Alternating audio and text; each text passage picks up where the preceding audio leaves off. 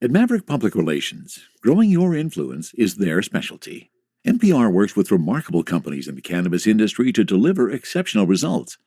Experience big agency expertise and outstanding client service delivered by seasoned and knowledgeable experts. Connect with Maverick PR today and move your company to the next level. Visit them today at www.themaverickpr.com. From a studio high above the clouds of the Okanagan Valley, this is the Cannabis Podcast. Exploring the world of Canadian cannabis culture, one toke at a time. Now, here's your host and bud tender, Gary Johnston. Welcome back once more to the Cannabis Podcast. If this is your first time visiting us, well, an especially warm welcome.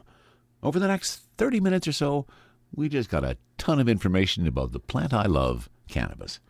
And I hope you're going to enjoy the ride. Today, we've got some interesting things to talk about. It's going to be 3 years, this October 17th, since legalization occurred in Canada. And there is a lot of talk about that change. In fact, I have a couple of stories on that topic today. I also have an interview with Daniel Lirette out of New Brunswick. Daniel has created an app to help us all grow some better cannabis. It's called GrowDoc, and we'll talk about that. On Cultivar Corner, another trip to the East Coast for Gaelic Fire from Highland Grow. We have some listener comments that open up a discussion on medicinal versus recreational. And we'll finish with a flashback story to when I had to take my wife to the hospital years ago in Nelson because she couldn't stop giggling. All of that and more on episode 68 of the Cannabis Podcast. And let's take care of a little bit of housekeeping before we get into the stories for today. A couple of shout-outs. A shout-out to Jim. Jim, who's from Vancouver. James, also a couple of shout-outs to him because he's contacted me a couple of times and has had some great suggestions for topics. We'll talk about that. James is from Ontario, I believe. And also want to send out a shout-out to someone nicknamed Uncle Buck. Mark is his name, and Mark contacted me as well, listening to the podcast, and is another one who has offered to send me some weed. We'll see if that develops any further. So I want to thank you all for your great topics and some comments. And specifically, James is the one who raised the whole idea of recreational versus medicinal. And I thought the questions he raised were really cool ones. And in a follow-up, he actually answered some of his own questions by what he has done in the last week or so. So here are some of the things that he brought up for a discussion point regarding medical marijuana versus recreational. What's the difference? Is it harvested differently? Are there special strains that are for medical only? Does Canada still have medical dispensaries now that cannabis is legal? And that is an entirely different discussion. Perhaps I'll rant on that one day. Can a dispensary suggest a specific strain for a specific ailment? Which I thought was a really interesting question, since in a recreational cannabis store we can make no medical recommendations.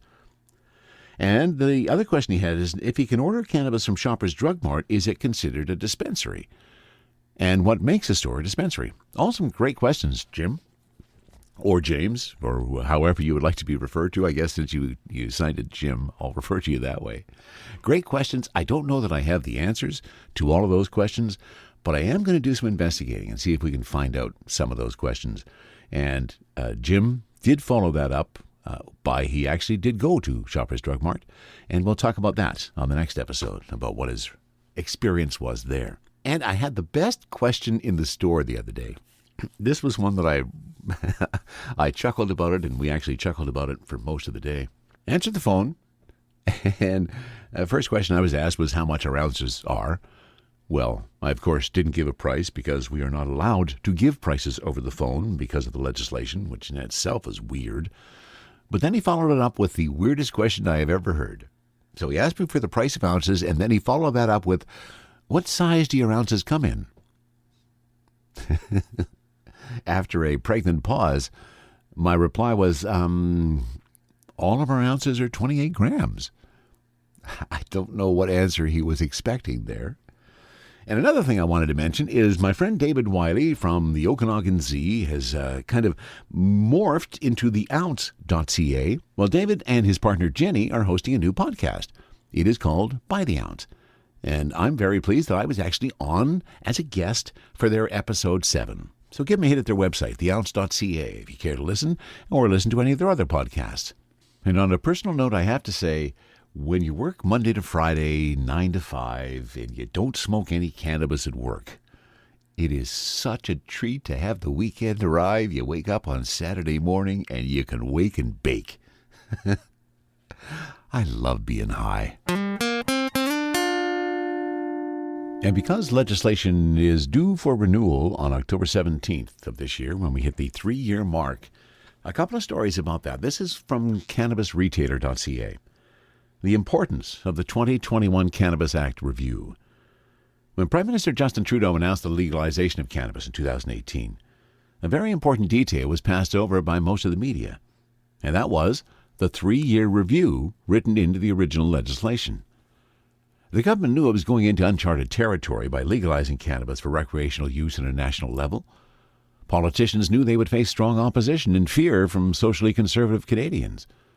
But they also knew that the initial turmoil created by the legislation would settle down.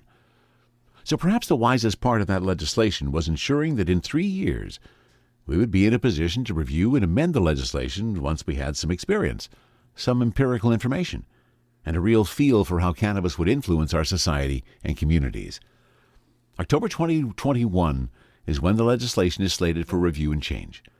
Some associations and working groups are already coming together to work on this important opportunity. The industry should be joining the discussion to ensure that our voice is heard by government during the legislative review. 1. Review the current state of the industry. It's hard to know where we want to go if we don't know where we've come from. And to be honest, most people have not read the Federal Cannabis Act. It's pretty dry reading as an aside. But that's okay.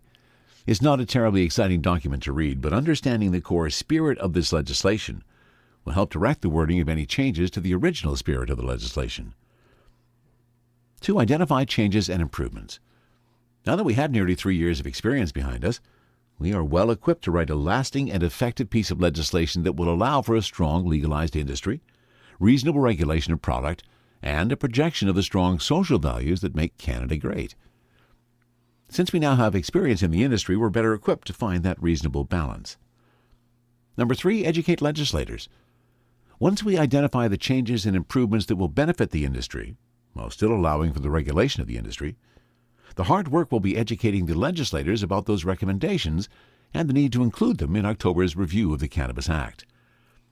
There's a lot going on in Ottawa, and getting the attention of Parliament on a non-emergency legislative review will be a challenge. Educating them about the long-term benefits of this sector, not just for jobs and economic benefit, but also for the safety of consumers, is very important. Ultimately, we have to remember that we're all focused on the same goal, which is the legalization of cannabis in Canada, to create safe and legal jobs for Canadians, safe product for consumers, and a sustainable industry for future generations. It's with that goal in mind that we can all work together to grow the Federal Cannabis Act into what it needs to be. And that was written by John Carroll, the Executive Director of the Alberta Cannabis Council. Excellent article there, John. Thanks for sharing that with us. And there's lots of things that we need to think about in relation to the Cannabis Act in 2000, or rather after 3 years of legalization. We've talked about it before. One of the main ones has to be the edibles limit of 10 milligrams per package. That, if nothing else, is keeping the black market alive in edibles, because there are many, many people, and we've talked about it before, that need more than that 10 milligrams of THC to feel a buzz from their edibles. So that's one of the things that has to change. Packaging has to change. The labeling has to change. The incessant need for all this labeling that creates so much demand for the LPs. It's so hard for them to get all that information, especially when most of it is that big yellow warning sign from our government. There's so much that needs to change. So that's one perspective on what's happening this year as we review. But here's another. This is from Yahoo Finance. And the perspective on this one is how Canada's legal pot rules could change in 2021. Health Canada wants to know how the public feels about how cannabis is sold, labeled, and researched. Industry experts expect the feedback to prompt a mild relaxation of rules for packaging and possession of infused drinks, leaving more controversial topics like advertising to a broader review of the Cannabis Act in 2021. The Federal Health Agency issued a 30-day call for the public to comment on a host of cannabis-related issues on December 11th. Now, I do not remember that happening on December 11th. Do any of you? The request is open-ended, but specifically asks for feedback on product labeling, small-scale cultivation, non-therapeutic research, and how possession limits are applied to products like drinks. The consultation comes ahead of a full review of the federal legislative framework for legal pot in Canada, set to begin no later than October 17, 2021, the 3-year anniversary of recreational legalization. Michael Armstrong, a Brock University business professor who studies legal cannabis market, has been critical of the limited information producers are allowed to include on their packaging. Currently, labels must display THC and CBD content. Facts about other cannabinoids and terpenes are optional. Health Canada wants to know if it should require more information, and if doing so would help consumers choose the right products for their needs. Armstrong believes producers should be allowed to include a paragraph of information, similar to what appears in the back of a wine bottle, that would spell out what kind of flavor and high to expect. He said the regulator would need to ensure the messaging does not include medical claims, such as promises to improve sleep or relieve anxiety. He blames the limited information on packages for the prevailing consumer focus on simply THC content and price. And I would agree with him on that. Now, another rule Armstrong expects Health Canada to be receptive to changing is the equivalency rates for cannabis possession. The current rules allow individuals to carry up to 30 grams of dried cannabis, but only 2.1 liters of cannabis-infused beverages.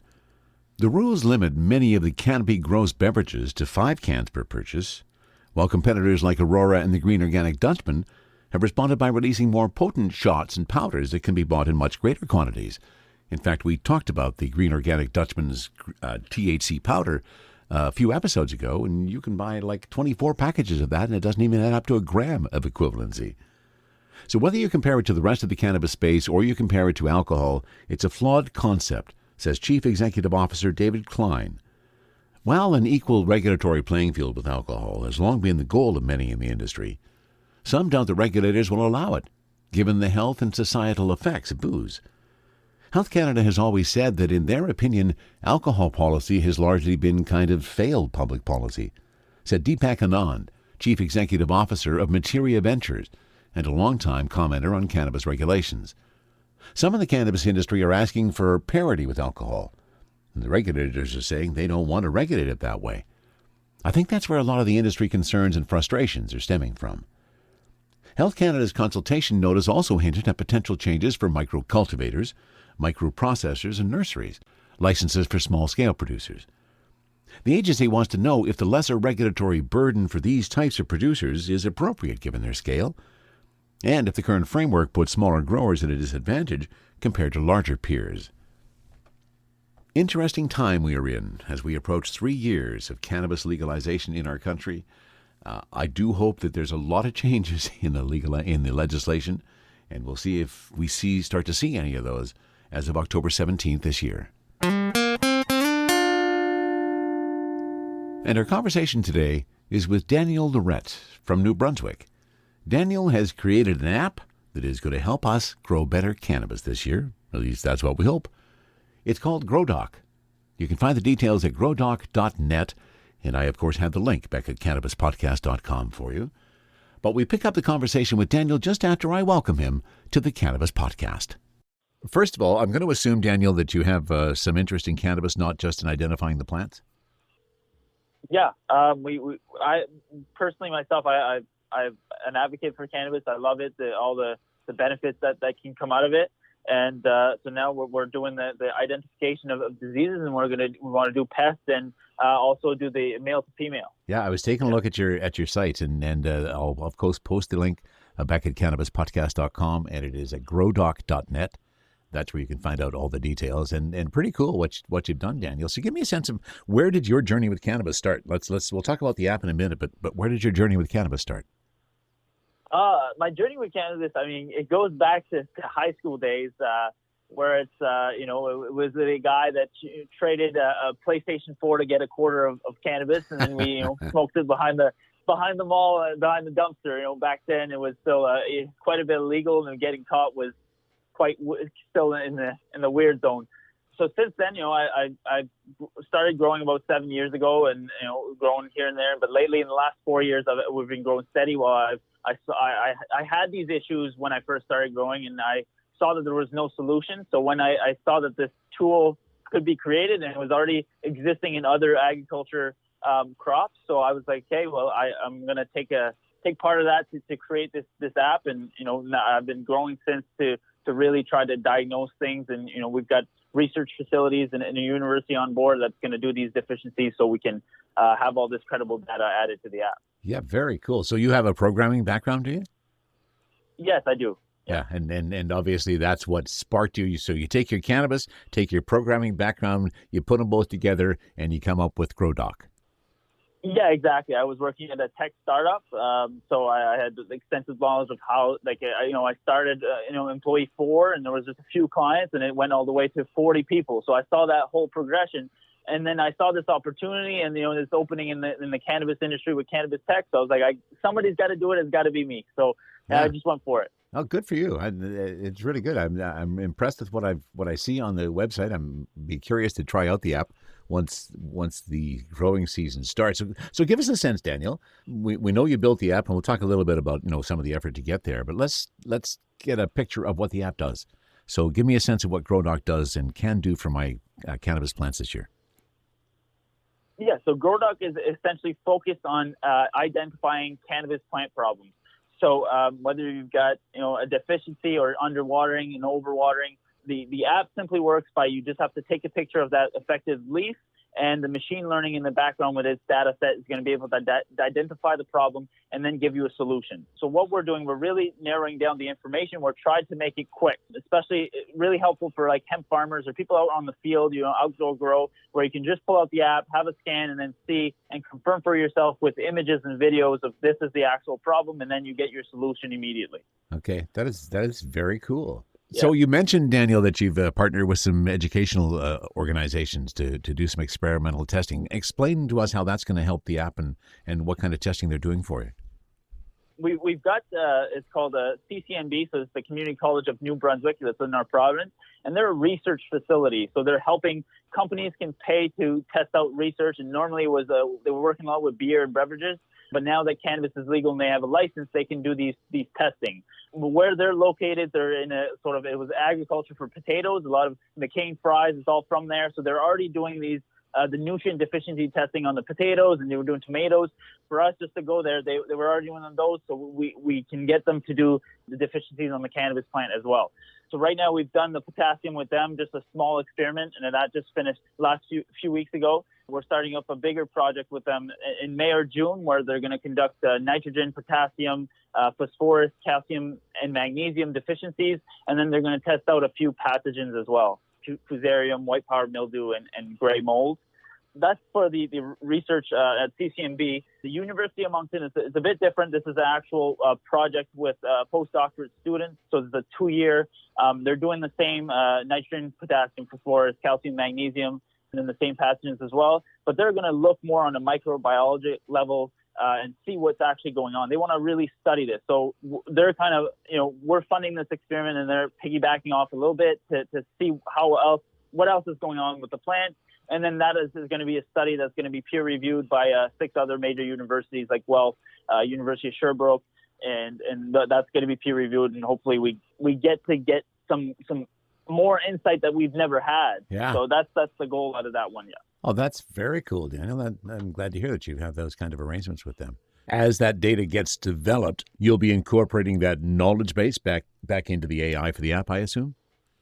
Yeah, exactly. So they're gonna that's the part of the experiment. They're doing the experiment, but they're taking pictures and videos as that experiment goes on. So we're gonna get to track the whole picture, like the whole symptoms that the plant's gonna go through from start to finish. And the early on signs, we're gonna get visual data, images, the videos. So it's gonna be really cool to be able to see that, because from my knowledge, you were just checking a few sites where it was low quality images, and that infograph chart, that's kind of what everybody's working with. So it's going to be cool to be able to show everybody the early signs and the late signs, and to have high quality images to show that. I'm a backyard grower, and there's a number of backyard growers that are listening to this podcast. What's the benefit? What will this app bring to my experience this year as a grower if I use your app? So for outdoor growers, like this is one thing that we're finding, that the problem that people are having are all different, from the licensed producers to the hemp. Right now, we're targeting the outdoor grows as well as the hemp. So we're trying to get the bugs data, so the leaf hoppers. We've got spider mites covered a little bit, but we're going to a little bit deeper in that. Leaf miners. So what we can do for the outdoor growers, and they can be confident and have the tool in hand. The app is free. So they could just scan and get a diagnosis if they have bugs or if there's an issue with the soil and they have deficiencies. The app could return a value as well. Oh, very cool. And you just answered one of what was going to be one of my other questions, and that is the app free? So it is. Yes, yeah. It's a freemium app. So there's a free part with just a 10-second ad, and then there's a premium version that's available as well. That's the way apps are going, so that makes a whole lot of sense. It has always been a challenge of mine through the growing is the whole male-female situation. So you're providing a male-female scanner as well. Yeah, that's what the premium version. You'll have a male-to-female scanner, and you'll be able to take pictures, and it works in the same way. You just got to zoom in on the issue, and our goal there is really to get it as early on as we can. So so you can get rid of them. Yeah, so we want to have it so that it's better than the human eye, so that you really take the picture and the app knows and gets you that early on result, so you can really get rid of those males. Very cool. So what is the premium app? How much is it? It's $40, so $39.99 Canadian. Okay. And that's available for purchase on the app. I'm really curious about taking a peek at it, and as my plants start to grow, I think it's going to be cool this year. Is there any other benefits for the average grower that you think they could get out of using the app, other than what you've identified so far? Well, it's just as soon as they start having problems, then they can take a picture. Like sometimes you just see a few little dots or issues on your leaf that it's not very clear what it is at all. So the goal is as soon as they would see anything, the app's right there. They snap a picture, they get a result.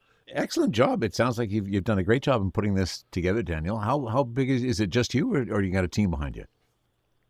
It's just myself doing the marketing and the sales aspect. I have a friend they own a mobile company, so they're doing our mobile app. Oh, nice. I had started making them, but it was too much work to try to promote an app and build it at the same time. So It was nice to be able to hand that off to them.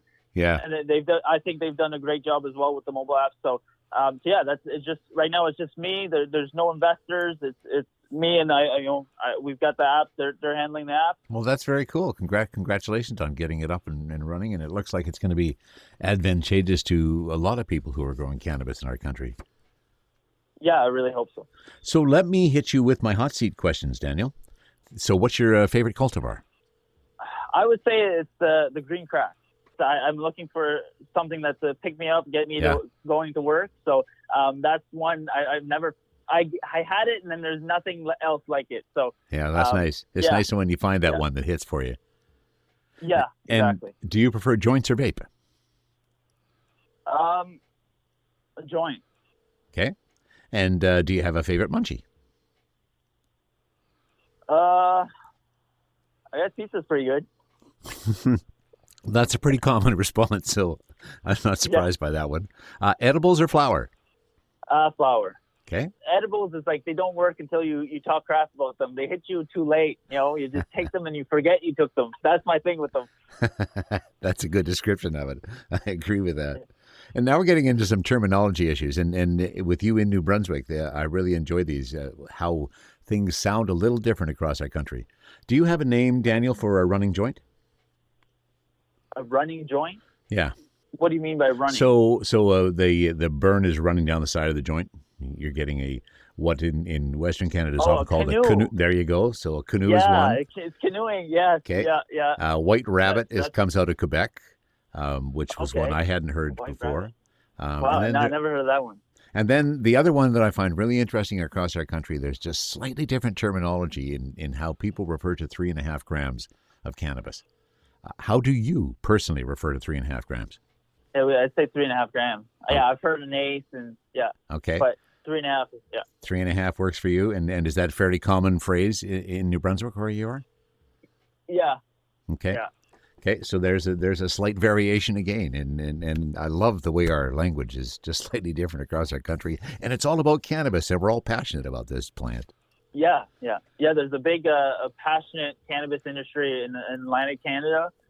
There's a lot of people on LinkedIn right now that, we get crystal cure and small little micros going out. It's very buzzing here. And it's, I've been to a meeting, the New Brunswick Craft Cannabis Association. That was a while pre-COVID, but everybody's just there, passionate, and the energy is amazing.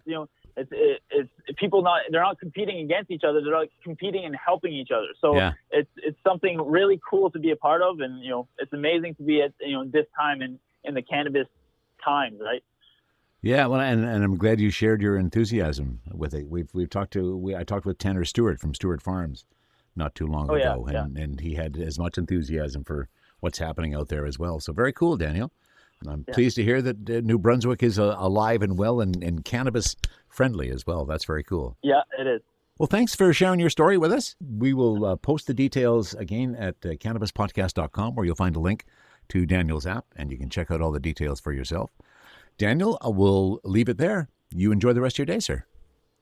All right, thank you. You too now. Are you ready for liftoff?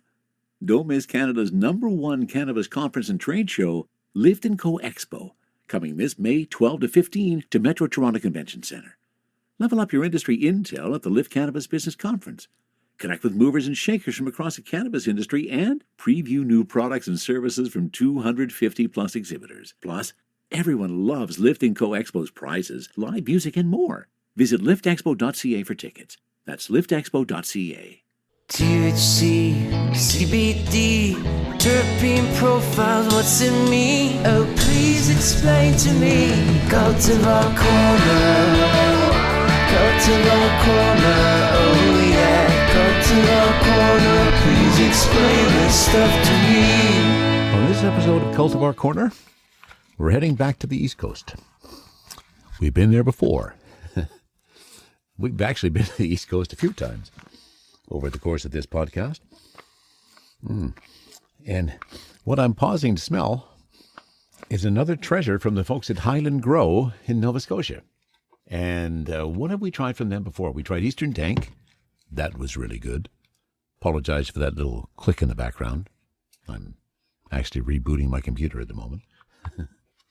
So we have tried Eastern Dank. Quite enjoyed that indica. And let me preface this discussion as well, that part of the appeal, or at least the curb appeal, of this particular cultivar is the THC. And I know, we've talked about it, and I have certainly talked about it a lot, that the high levels of THC is not the only thing we should be looking at when we're choosing our cannabis, or trying to pick which particular cultivar we want to have a taste of. And so what have I done here? Well, I've gone for the highest THC available. And I did it actually kind of intentionally, because I thought it would be a good experiment to see whether or not that simple high THC gives you the bigger bang that you're thinking it should. And I guess we're about to find that out. So let me give you the details. Gaelic Fire is a high THC indica dominant strain that exhibits flavors of gassy, citrus, and sour, with buds that range from forest green to pale purple.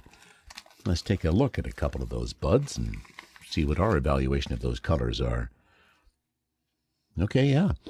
That's a pretty nice big bud. One side of it's kind of green, and as you turn it, there's some purple elements. So yeah, they're correct in that. Now the terpenes, not on the label, as we've indicated a number of times lately, where we are seeing them show up on labels, not so much from Highland Grow's Gaelic Fire. No terpenes on the label, but they do have the terpenes on the website. And they are, and this doesn't surprise me, this is kind of what I expect when I'm looking at an indica-dominant hybrid. Myrcene is the #1 terpene, followed by beta-caryophyllene, pinene, and linalool. And all of those kind of make sense, and I'm thinking from an indica perspective that may be I was going to say my magic trio, but I guess there's actually 4 here. The 4 Musketeers, is that? No, I guess that doesn't work, does it? So Gaelic Fire is what we got, and here was the kick, as I mentioned before, the THC level. And this one, when it came back into the store, was the highest level of THC that we had in flower at the moment. Not pre-rolls, just in the flower. Are you ready? 27.1%. And on the website, they list the THC in this particular strain being from between 23 and 29%. Really? I got ripped off. I didn't get up to the 29% mark? I only got 27.1? What kind of a rip-off is this? Okay, I digress, trying to make a point, and now we're going to find out. Does the fact that this is the highest THC that's been in this room for the last couple of weeks, is it going to give me the bigger bang for my buck? Well, I'm not going to delay that explanation or that exploration any longer. I've got a joint. I have my lovely, delightful new Crafty all loaded up with some herb, ready to show its worth from the vaporizer perspective. Let me turn it on so we know that it's going to be heated when we're ready. And in the meantime, here's the joint. The genetics, since I'm looking at the screen and right in front of me are the words genetics, if you're wondering what Gaelic Fire, the cultivar, the lineage is, California Kush and purebred Afghani.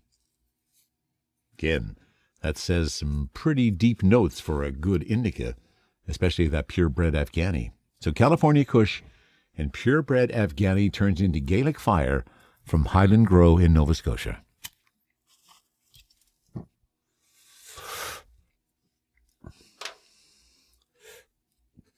Now, as I let that first toke kind of settle in, the aroma notes, as I peek into the bag, definitely some spicy notes. Absolutely some spicy notes in there. Little of the floral from the linalool and a lot of the earthiness from the myrcene. Interesting smell. More importantly, what's the hit? Not a lot of taste notes in the flower as I whip that joint up and prepare to inhale and consume as much of it as is physically possible. 3 tokes down. And there's the first sign. There's the first indication that there's something going on. Is it as deep as I had hoped at 27.1%? Not yet.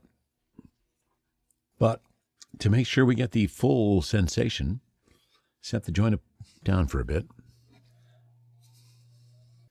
And what you may not realize is in the interim between what I said just a couple of seconds ago and what I'm saying now, a bunch of time passed.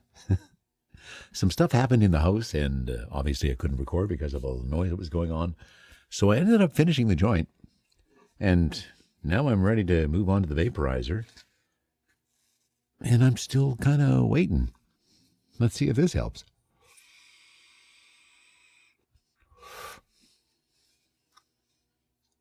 Oh, as usual, as soon as you get the vaporizer going, the taste is just so delightful. I love being able to taste my weed. And the problem is that I don't have a definitive enough palate to be able to pick out all those wonderful notes. I hear people doing reviews and talking about the raspberry notes and the vanilla aftertaste and all that. Yeah, I agree. See, that's my computer saying I agree with you. I just don't have the ability to. It's not that I can't describe it if I actually could taste it. Because now I'm trying to think. Okay, so is there some peppery notes? Is there some earthiness? And I can't I can't nail it down. I feel I'm letting you down here and not being able to accurately or adequately describe the taste sensation. Geez, I hope it's because I don't have COVID and I'm losing my taste. No, I guess you shouldn't really joke about that these days, should you? In fact, I just found out that my son has gone into 14 days of isolation because he was around somebody who was tested positive for COVID. And that's a realization that it doesn't matter who you are or where you are. It's close. That's a bit of a digression. Now, maybe that digression is an indication that I am feeding a little something for this. But I got to be honest. If high THC was really the kicker that's going to put me in my ass and just make me feel really, really stoned, I got to say, I'm just not feeling that here with Gaelic Fire. So I finished the joint. I'm now into my 4th or 5th hit off of the vaporizer.